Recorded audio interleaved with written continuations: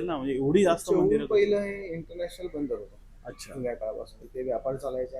Persian, Arabian, पोर्तुगीज ही लोक आली इथे. त्यांनी देवदंडामध्ये चौल बंदर होतं पहिलं. बरोबर. हे मंदिर आपल्याला असं दिसतं. अरे वा.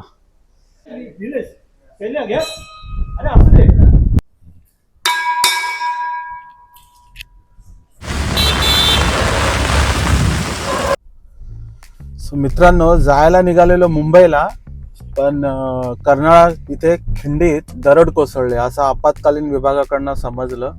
प्लॅन चेंज केला, कारण की इथे पण आपला चौलचा रोड आहे, तिथे पण भरपूर वॉटर लॉगिंग झालेली आहे. ही बघा बस, पहिली बस दिसते आज दिवसभरातून.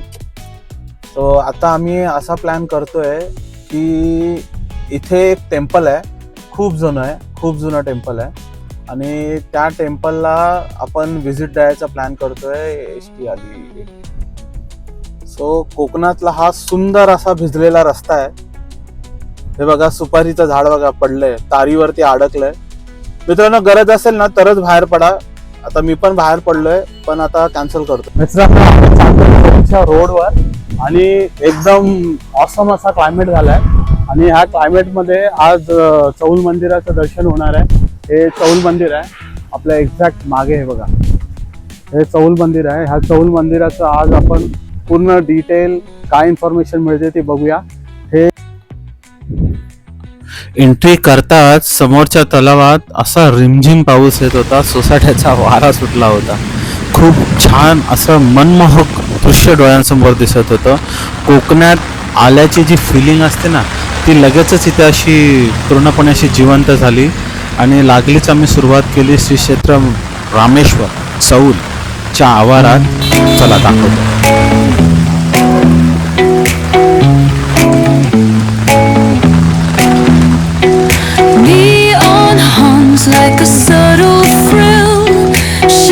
मित्रांनो, एंट्री करताच जे पहिलं मंदिर दिसलं आणि जी सुरुवात होते श्री गणेशाने, तसंच अगदी झालं. बाजूला दत्ताची छान मूर्ती होती, आणि बाजूच्या परिसरात ही मुलं आनंद लुटत होते. अक्षरशः हा नजाराच बघा.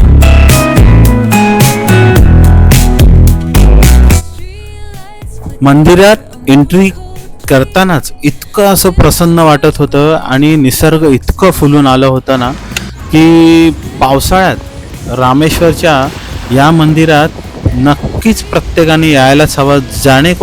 जो कोणी इथून प्रवास करत असेल त्याने इथे थांबून 5 मिनिटं द्यायलाच हवीत.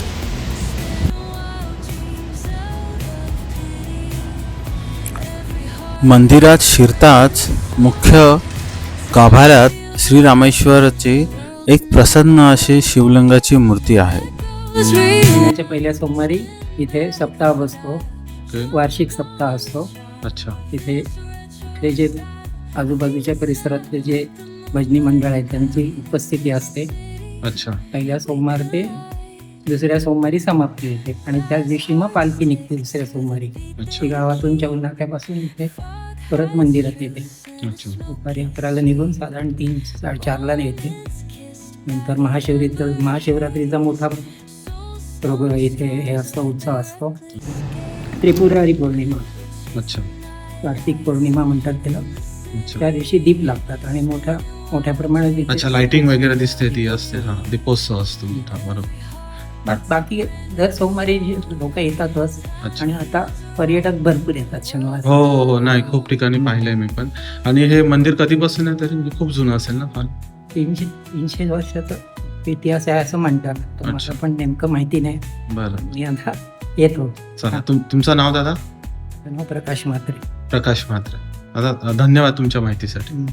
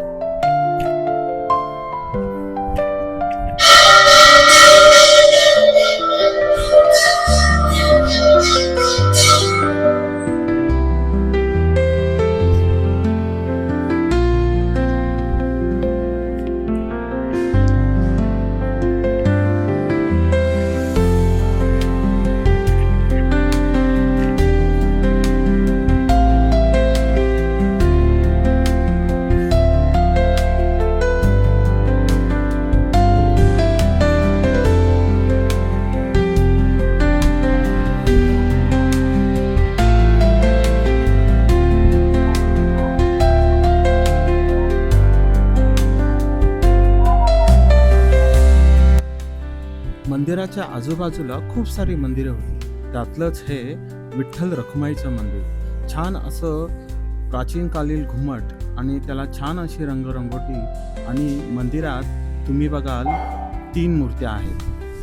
पहिली मूर्त जी आपली असते अर्थातच आपल्या सगळ्यांचा लाडका गणपती बाप्पा आणि गणपती बाप्पांच्या जोडीला आपली विठ्ठल रखुमाईची मूर्ती आणि त्याच्याच बाजूला तिसरी मूर्ती पुन्हा गणपती राहायची.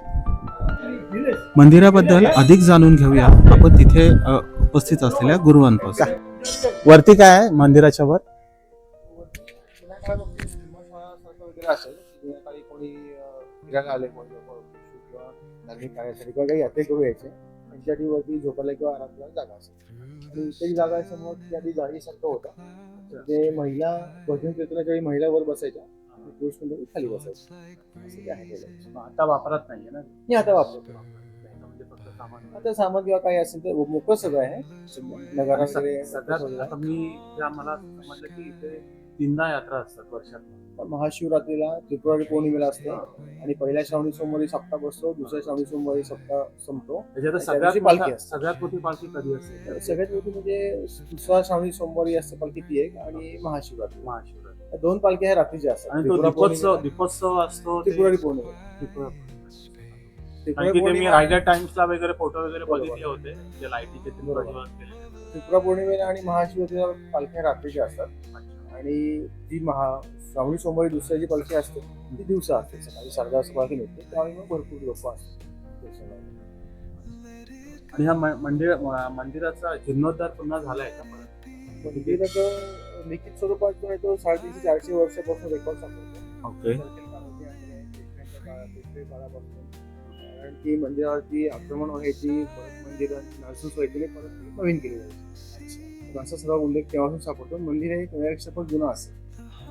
आणि इथे आता आपलं हे मार्लेश्वर तर म्हणजे खूप त्याला प्रसिद्धी मिळालेली आहे. खूप लोक इथे म्हणजे शूटसाठी किंवा इतर गोष्टींसाठी येत असतात. तर म्हणजे अशी अजून कोणती 3 मंदिरं आम्हाला सांगाल की जिथे नक्कीच गेलं पाहिजे? 3 मंदिरं म्हणजे भेट देण्यासाठी किंवा भेट दर्शनासाठी देण्यासाठी वगैरे. दर्शनासाठी वगैरे. चौलचं एक डोंगरावरती दत्त मंदिर आहे. ते हो, पण स्वयंभू आहे. तिथे अर्ध्यापर्यंत गाडी जाते आणि तुम्हाला चालत गेलात पायऱ्यांनी तर 750 पायऱ्या चढाव्या लागतात. तिथं वरून तुम्हाला पूर्णपणे जो परिसर आहे चौल गावाचा तो पूर्ण वरून दिसतो. एकदम शांत आणि छान वाटतं वरती. आणि दुसरं मंदिर म्हणजे हरेश्वर म्हणून एक मंदिर आहे पुढे काळभैरवाचं योजण्यामध्ये आहे. ते इथून 1 किलोमीटरचं ठिकाण आहे. एक मल्लेश्वर मंदिर आहे, इथून बायपास रोड आहे, तिथे आहे. सोमेश्वराचं एक मंदिर आहे. तसं चौल गावात 365 मंदिर आहेत आणि 365 अशीच तळी आहेत. 365 मंदिर आहेत. त्यामुळे कसं की ह्या चौल मंदिरामध्ये तुम्ही आलात की हे ऐतिहासिक असल्यामुळे तुम्हाला भरपूर मंदिरं हो नाही प्रत्येक रस्त्याला मान वळवली का एक मंदिर दिसतं. मेन मुख्य गणपतीचं मंदिर आहे ते मोठी गणपती म्हणून प्रसिद्ध आहे. अच्छा. एक आहे गणेश मंदिर आहे. अच्छा. अशी भरपूर मंदिर आहे. हे मंदिरांसाठी फेमस. हो हो. आणि हे मंदिरं म्हणजे आता इतकी का हो जास्त म्हणजे आता प्रश्नच पडेल ना म्हणजे एवढी जास्त मंदिरं? पहिलं हे इंटरनॅशनल बंदर होतं. अच्छा. जुन्या काळापासून ते व्यापार चालायचा. पर्शियन, अरेबियन, पोर्तुगीज ही लोक आली इथे. त्यांनी देवदंडामध्ये चौल बंद होतं पहिलं. बरोबर. पहिला त्यांनी व्यापार चालू केला. ते तिकडले त्यांचे काही गोष्टी आणायचे आणि इकडनं मसाले किंवा इथे रेशमाचं उत्पादन खूप व्हायचं. अच्छा. ते रेशम वगैरे ते इकडे घेऊन जायचं. त्यामुळे हे व्यापारी बंदर असल्यामुळे पैसा आल्यामुळे ते आक्रमण म्हणजे चौल आत्ताची प्रसिद्धी नाहीये, ही फार जुन्या ऐतिहासिक प्रसिद्धी आहे. त्यामुळे ते चौल बंदर जुनं असल्यामुळे व्यापार आला, पैसा आला, त्यामुळे आक्रमण व्हायची आणि परत मग त्यानुसार भरपूर व्यापार इथे झाला. तेव्हापासून हे फार प्रसिद्ध आहे. हा हा हा.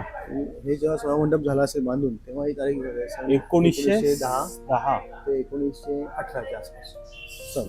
17-18 17-18 म्हणजे 1917 आणि 1839.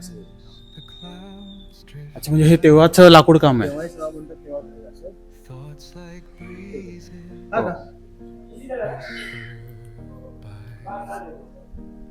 endless way होतं पेशवेकालीन किंवा अमेरिकालीन बांधकाम केलेलं आहे इथं. हे समोर तारीख आहे इथे. हा हा आणि हे जे मूळ मंदिर आहे हा. हे व्हाईट ते फार जुनं आहे. ते फार सभामंडप पण फार जुनं आहे. हा. पण ते 300-400 वर्षापूर्वी बनवलेलं आहे. आणि इथलं हे वैशिष्ट्य म्हणजे हे तलाव हे पण तेव्हाच आहे की तेव्हा पण आता तेव्हाच नंतर? आहे. त्या काळी कोणी बांधला एवढं तेवढं पूर्ण आहे.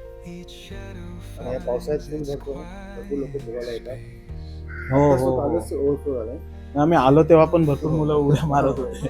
आणि तुम्ही कधीपासून आहात ह्या मंदिराची पुजारी? आमचे पंजोबांपासून वगैरे आहे. 6वी अच्छा. पिढी असते. 6वी पिढी.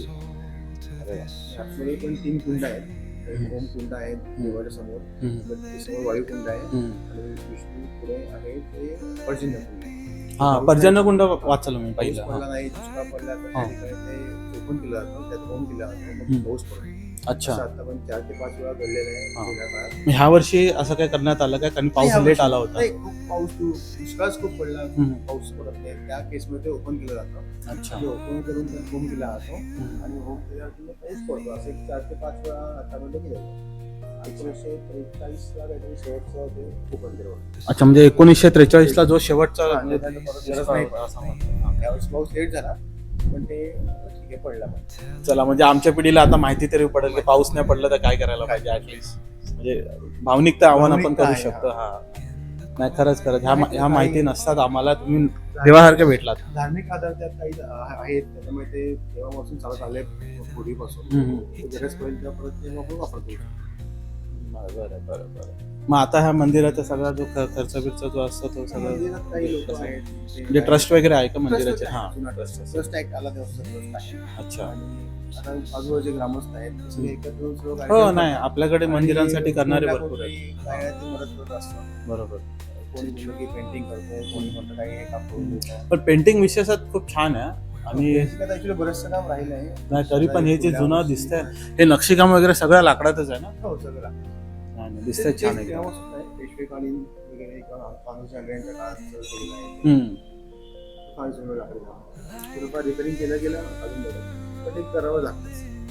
तुम्ही ह्या मंदिरात आता तुम्ही जे आता हे सांगितलं कुंड सांगितलं 3 कुंड आहेत किंवा हे असं अशी कोणती ऐतिहासिक गोष्ट इथे आहे जी लोक येतात पण त्यांच्या निदर्शनात येत नाही किंवा पाहिलं जात नाही असं कोणतं एखादा इथे काही जे असं? आहे ते सगळं आहेच. लोकांना बऱ्यापैकी माहित आहे तसं. अच्छा. तर काही नवीन लोक टुरिस्ट आहेत त्यांना माहित नसते एवढं. मध्ये येतात फक्त फोटो काढतात हो आणि निघून जातात. तेच. फोटोसाठी काही रील्स वगैरे Reels साठी. videos मध्ये famous प्री वेडिंग झालंय. साठी भरपूर येतात. मी Pre-wedding साठी. जाताना मला भरपूर वेळा दिसतात प्री वेडिंग शूट साठी भरपूर लोक या येतात. मंदिराच्या मागे फक्त एक सर्कल तानाजी आंग्र्यांची अजून एक समाधी आहे. अच्छा जी अलिबागला आहे तशीच पाठीमागे. अच्छा पण ती इथे का तेव्हा बांधली गेली, कशासाठी बांधली गेली ते अजून काही माहिती record सापडत नाही. म्हणजे समाधी 2 ठिकाणी आहे कान्हाजी अलिबागची एक आहे हा.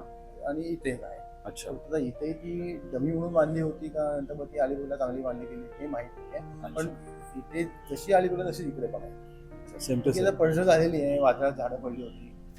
ती बागेमध्ये असल्यामुळे नारळसोबतच्या बागेत काहीतरी नारळ झाडं पडतात किंवा नुकसान होतं आणि ते पुरातत्व खात्याच्या अंडर असल्यामुळे त्याला आपण काही करू शकत नाही.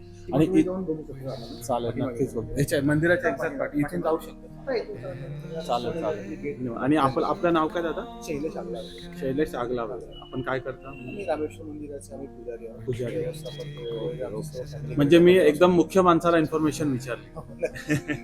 नाही धन्यवाद. ही माहिती नक्कीच आमच्या म्हणजे खूप लोकांना याच्या मागचे इतिहास नसतात माहिती. आम्हाला मंदिर माहिती आहे. आता मी सुद्धा सर्वच आहे पण असं मंदिरात मी ही दुसऱ्यांदा का तिसऱ्यांदा चालू आहे पण एवढी इन्फॉर्मेशन माहित नसते. मंदिरात सोमवार आला पाया पडलो काय मनात पाहिजे ते मागितलं आणि निघालो. म्हणजे नॉर्मली माणूस स्वार्थासाठीच येतो पण ह्या गोष्टी आपल्याला माहिती हव्यातच. नाही तुमची माहिती खूप मूल्यवान होती आणि धन्यवाद तुमच्या माहितीसाठी गुरु. थँक्यू.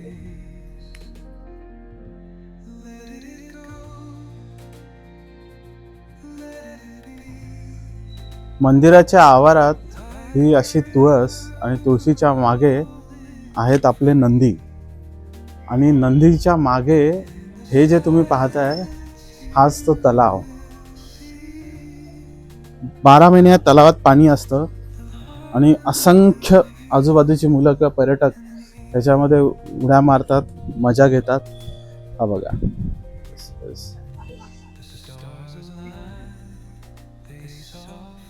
हे मंदिर.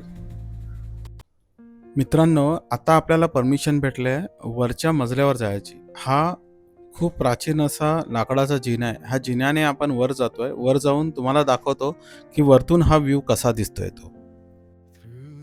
मंदिराच्या वरच्या भागातून आता इथून कसे दृश्य दिसतील हे तुम्हाला दाखवतोय. अगदी लाकडाचं बांधकाम आहे. आम्ही ज्याच्यावर उभं आहे त्या पण फळ्या आहेत. त्याच्या आतमध्ये दरवाजाच्या आतमध्ये पण जे यांचा जो एरिया आहे बनवलाय तिथूनही सरळ मंदिराचं दर्शन होतं. ते पण मी तुम्हाला दाखवतो. ते पण सगळं लाकडामध्ये सागाचं लाकूड आहे. कित्येक वर्ष झालेत. मंदिर जसं ना तसंच आहे. इव्हन याच्यावरती ह्या बॉर्डर नक्षीकाम वगैरे जे हे केलेले आहेत लाकडाचे हे सगळे तसेने तसेच आहेत. तुम्हाला दाखवतो आता तिथून कसा व्ह्यू आहे तो. हे मंदिर आपल्याला असं दिसतं. अरे वा, ही मंदिराची फ्रंट साइड. ह्या साइडला हा रोड आणि हा अँगल. मित्रांनो, हा देखावा बघा. खाली बसलेल्या नंदी आणि त्याच्यावरती असलेली ही एक अशी रचना खूपच सुंदर आणि मनमोहक. आणि इथे दीपज्वाला अक्षरशः ज्या कलरमध्ये केल्यात ना त्या मंदिराला 100% सूट होतात. इथूनच सूर्यकिरणे महादेवाच्या पिंडीवर पडतात. हा मंदिराचा पिलर आहे, पूर्ण लाकडात बांधलेला. हे कित्येक वर्ष जुनं डिझाईन आणि बांधकाम आहे. पिल्लरचं बांधकाम तुम्हाला सिंपल वाटतंय, पण त्याच्यानंतर हे बघा, लाकडात एवढं सुबक काम विदाऊट मशिनरी तेव्हाच्या काळात झालेलं आहे. हे बघा,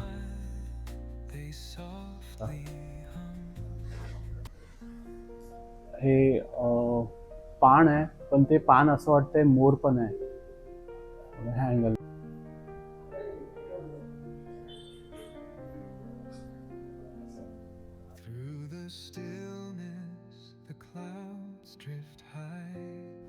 हे आता मंदिर आहे आशापुरी मातेचं.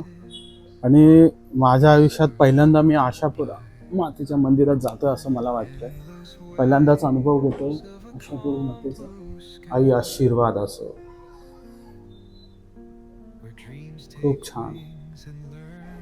अजून एक इथे एक शिवलिंग आहे. त्या बाजूला एक छानशी विहीर, त्याच्या पाठी तुळशीची 2 वृंदावने आणि त्याच्या मागे अजून एक मंदिर आहे. चौल म्हटलं ना की मंदिरच मंदिर आहे. आपण आलोय मंदिराच्या एक्झॅक्ट पूर्ण शेवटच्या बाजूला, मागच्या बाजूला. आणि मी सांगतो ना, माझा फेवरेट देव कसा नाही दिसला. हे बघा, बजरंग बली की जय. हनुमंताचं मंदिर हवंच. मंदिरातल्या पुजाऱ्यांनी सांगितल्याप्रमाणे ही कान्होजी आंग्रे साहेबांची समाधी, ज्यांच्या काळात हे सगळ्या वास्तुशिल्प हे तयार झालेत.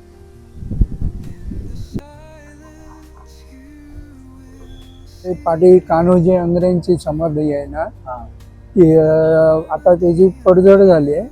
आणि ही त्यावेळेचे त्यांची गजेंद्र बाग म्हणून नाव आहे. म्हणजे हत्ती आणि घोडे बांधायचे वाडीत. तिकडे त्यांचे पूर्वी साखर दंड वगैरे, म्हणजे हत्तीचे हे वगैरे बांधायचे, ते सळ्या वगैरे पडलेल्या पडायचे. म्हणजे त्या काळात दिसत होते आम्हाला. आमचीच वाडी, आमच्याच ताब्यात आहे. तर तेही एवढं गजेंद्र बाग म्हणून. आणि ते या पोखरणीचं एक वैशिष्ट्य आहे. हे 15 ऑगस्टला इथे स्पर्धा होतात. आणि काही बरेच इथे लोक पोहून, म्हणजे प्रॅक्टिस करून वरच्या उद्यावर गेलेले. माझेच काका मफतलालला स्विमिंग टीचर इथे प्रॅक्टिस करून चन्नी रोडला. तर इथे माझे आजोबा पण तिथेच कामाला होते. हो का? काय नाव? खैरे. अच्छा. नारायण खैरे आहे ना. त्याचं ओव्हरफ्लो ह्याच्यामध्ये कसं बाजूचं पाणी नाही जात, वरचं पडेल आणि खालून झरे आहेत ना तेवढंच. आणि तिकडून ओव्हरफ्लोला एक रस्ता आहे, तिकडून दाखवतो तुम्हाला. तिकडून पाणी कोपऱ्यात चौकोनी हे बघा. हा मेन वरचा दरवाजा ना, तो सूर्य उगवल्यावर पहिली किरण शंकराच्या पिंडी, आतमध्ये पिंड आहे ना, त्याच्यावर जातात. ठराविक दिवशी एकच दिवस आहे, 2 दिवस. तो जून मध्ये असतो, 21 जून का काहीतरी आहे. 21 जून. धन्यवाद दादा. तुमचं नाव? निलेश जाधव. निलेश जाधव. नितीन ठाकूर. धन्यवाद.